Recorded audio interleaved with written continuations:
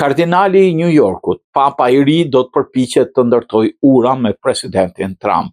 Papa i ri, Leoni i 14, do kërkojë të ndërtojë ura me gjithë udhëheqësit botror, përfshirë Donald Trump, tha kardinali i New Yorkut. Ai do dëshiron të ndërtojë ura me Donald Trump, mendoj se po, ai do dëshiroj të ndërtojë ura me çdo komb, tha Timothy Dolan. Papa Leoni është papa i parë amerikan dhe pas vjedhjes së tij Trump postoi në platformën e tij Truth Social, ku shkroi se është një nder i madh për Shtetet e Bashkuara të ketë një burrë të lindur në Chicago si kreun e kishës katolike.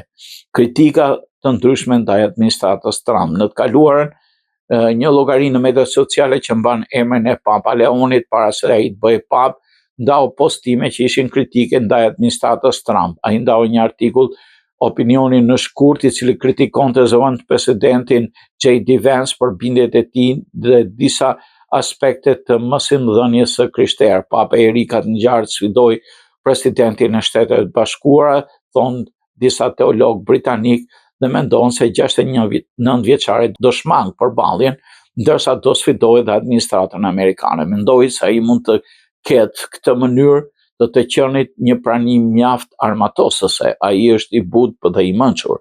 Papa Leoni i 14 vizitoi Zojën e Shkodrës, kishën ku ruhet ikona që iku në mesjet nga Shkodra. Papa Leoni 14 ishte pasdite në qytetin jashtë Romës për të vizituar privatisht vendin e adhurimit të pranisë augustiniane, ku ruhet figura e Zojës, ardhur aty nga Shqipëria në prag të pushtimit nga turqit. Papa përshëndeti njerëzit në shesh dhe u lut para figurës së Virgjërës Mari që njihet me emrin si Zoja e Shkodrës. Kam dashur shumë të vija këtu në këto ditë të para të shërbesës së re që më dorëzoi kisha për të çuar përpara misionin si pasardhës i Pjetrit.